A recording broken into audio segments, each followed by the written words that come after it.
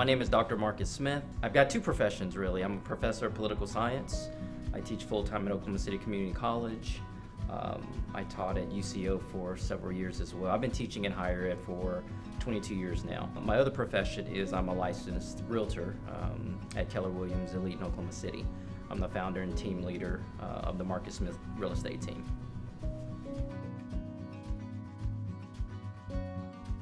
The main reason was to be able to take my education background and actually kind of use it in just another profession. Just something that kind of, because like I said, I've been teaching, well over 20 years and thought about real estate, just kind of supplemental income. It looked fun. I got caught up in all the HGTV, reality real estate shows. And I was like, you know what, I can do that. And it kind of made sense for me because I approached real estate from an education standpoint where I'm able to educate, inform my clients, whether they're buying, whether they're selling. So to me, it just kind of made sense. It was kind of a perfect fit.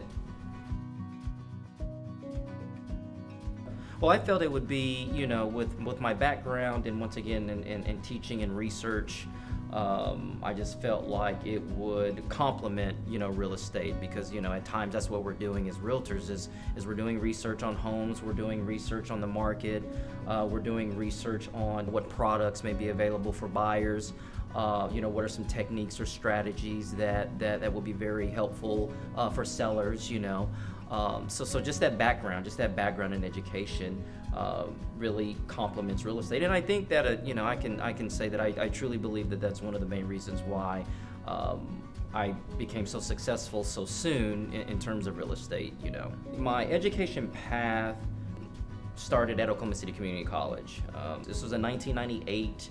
I had graduated in 1989, so that 10-year gap from 89 to 98, I was really just kind of not being a very productive adult, to say the least. When I finally realized that I got to get my life together, I had a daughter, I said, you know what, I need to go to school.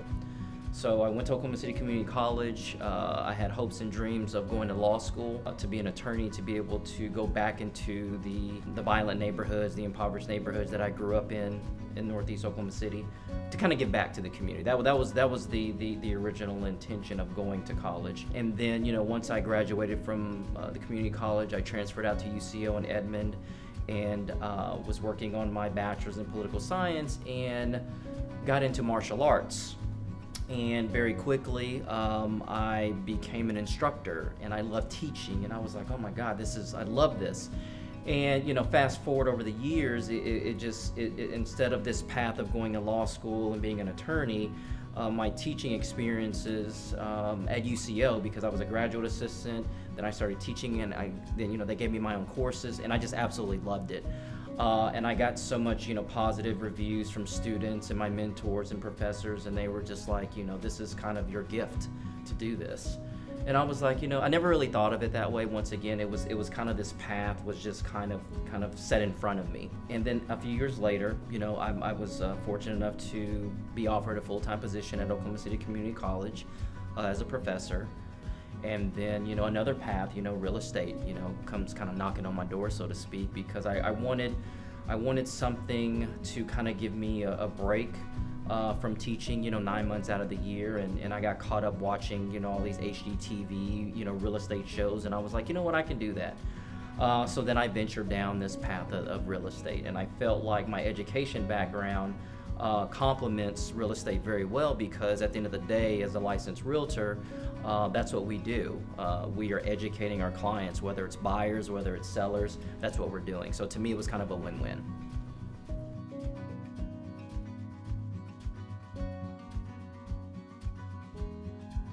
You just go to real estate school, and there's several. You can do online classes. Like for me, because of my teaching schedule, I made sure that the real estate school that I went to here locally offered online classes. But there's some people who are like, no, I've got to be in the class. So there are real estate schools that are in class and offer online as well. So all you have to do is you complete real estate school, which depending on your schedule, I would say on average anywhere between 3 to 6 months. And then you have to pass the real estate school exam. Once you pass the real estate school exam, then you're able to schedule to take the state exam. Once you take the state exam and pass with at least a 70, then you are able to get your license. And then at that point, you kind of figure out which brokerage, which real estate business will hold your license, or as they say, where you're going to hang your license at.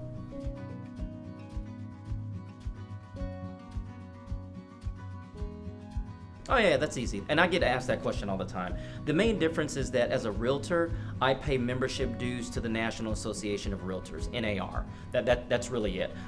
Being a member, of course, of that organization, NAR, I receive certain benefits. I receive discounts on healthcare benefits, being a member of this organization, which is, that's kind of typical. I'm able to promote myself as an actual realtor, but I'm still a real estate agent.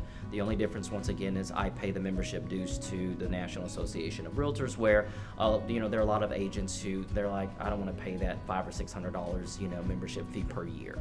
Realtor comes across that you're more educated, you've had more training, and you're part of an organization that's there to also protect yourself and your clients as well too. So there are some perks, so to speak.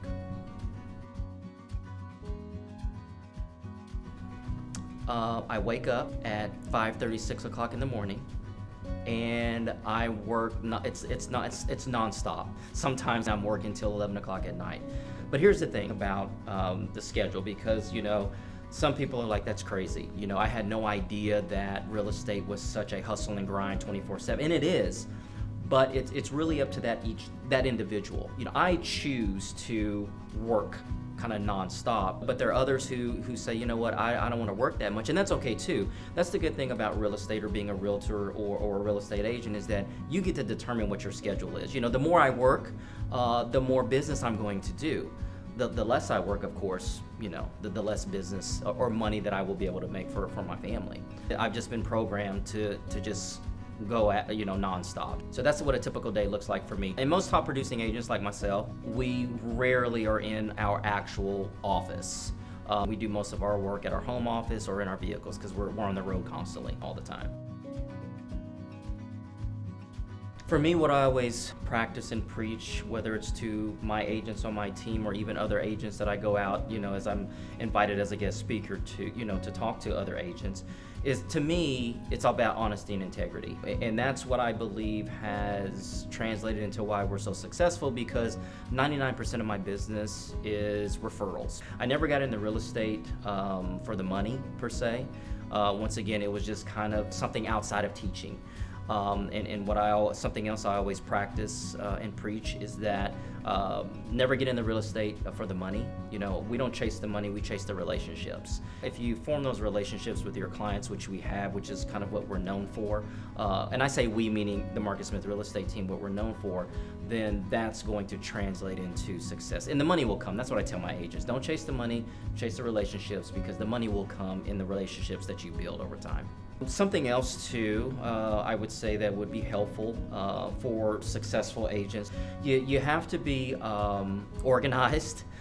You're talking about dealing with potentially 100 clients in a given year. And then follow up, phone calls, text, because you're dealing with so many clients, so many different people. So being organized is definitely key as well.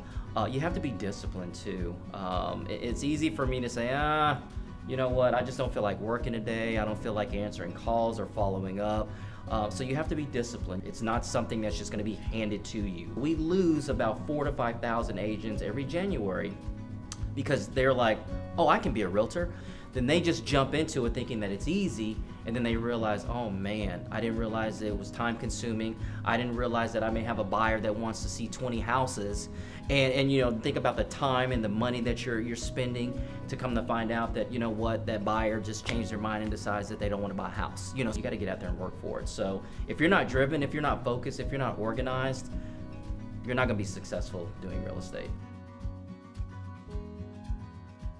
The best part for me is my slogan, making dreams a reality. Whether I'm representing a buyer or a seller, just to know the impact that we had on their lives, just to see the happiness, just to see the emotions. To me, that's the best part. The worst part for real estate for me, I would say, is the sacrifice in terms of family. We're constantly on the go, we're constantly working.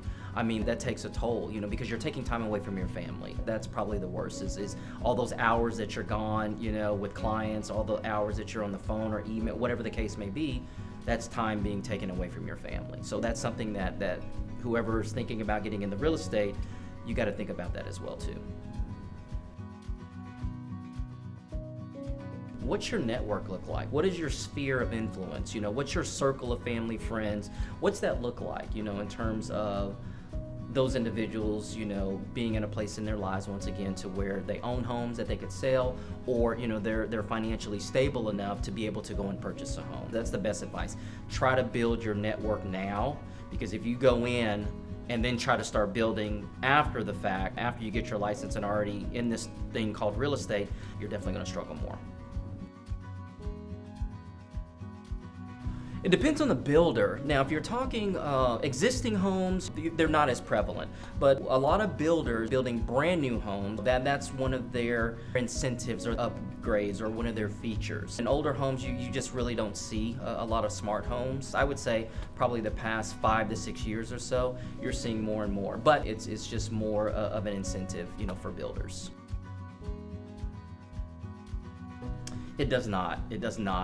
And they said, oh, we got a brand new roof, and I'm like, well, brand new roofs, that doesn't add value, because the assumption is every home should have a good roof. So an appraiser, because I use the same system that appraisers do to determine value.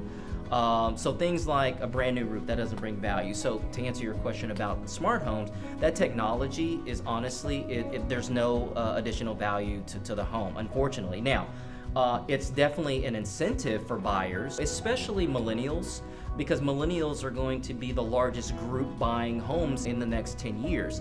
And they grew up with internet and technology. So we're going to definitely see it more prevalent. I think we're going to see it in more and more homes from this day on.